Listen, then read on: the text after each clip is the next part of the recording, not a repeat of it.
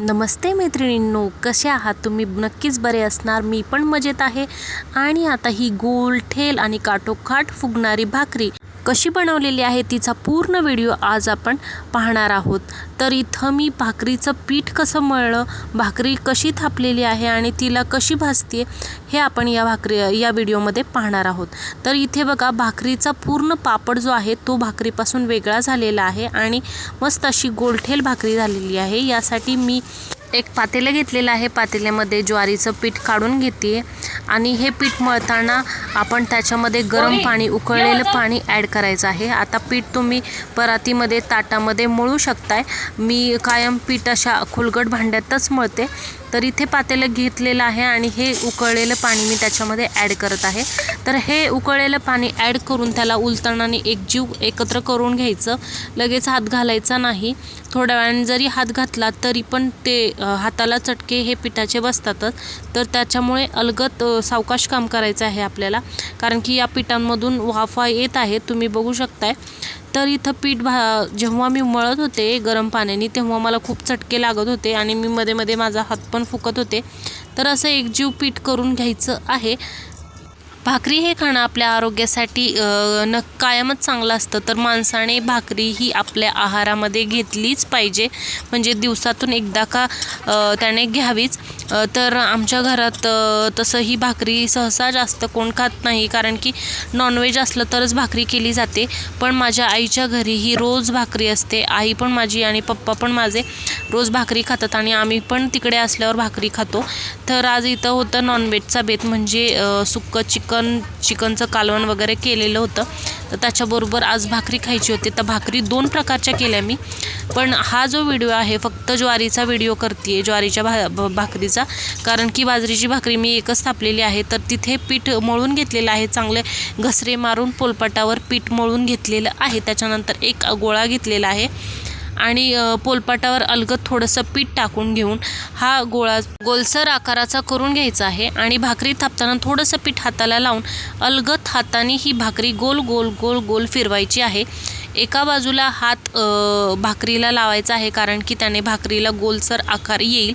आकार देण्यासाठी एक हात भाकरीला आणि एका हाताने आपण ही भाकरी गोल गोल थापायची आहे. थोडीशी आकार भाकरीचा मोठा झाला की दोन्ही हातांनी ही भाकरी अलगद थापत जायची आहे. म्हणजे एका हाताने जर थापता आली तर चांगलंच आहे. ज्यांना 2 हाताने थापता येईल, म्हणजे एका हाताने पुढे सरकवायची, दुसऱ्या हाताने मागे सरकवायची, असं करत करत ही भाकरी गोल गोल गोल गोल फिरवायची. जेव्हा ही भाकरी गोल गोल गोल गोल फिरवतो तेव्हा अशी भाकरी थापल्याने ही चारही बाजूंनी, म्हणजे सर्व बाजूंनी ही भाकरी एकसारखी थापली जाते. म्हणजे कुठे जाड कुठे पातळ असं होत नाही.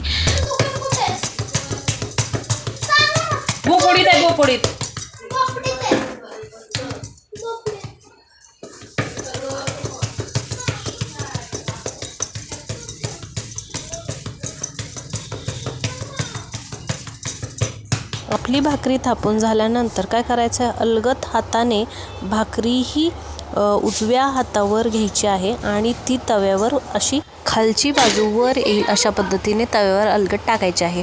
तव्यावर मध्यभागी टाकल्यानंतर पाणी लगेच लावायचे आहे. तापलेला तवा पाहिजे आणि त्याच्यावर भाकरीला पाणी चारही बाजूंनी लावायचं आहे. आणि हे पाणी जरा सुकत आलं की लगेच भाकरी ही पलटी टाकायची आहे. याला भाकरी पचली असं म्हणतात, म्हणजे वरचं पाणी सुकलं की भाकरी ही पचलेली आहे असं समजतात. तर पुलतानाने लगेच ही पलटी टाकायची आहे.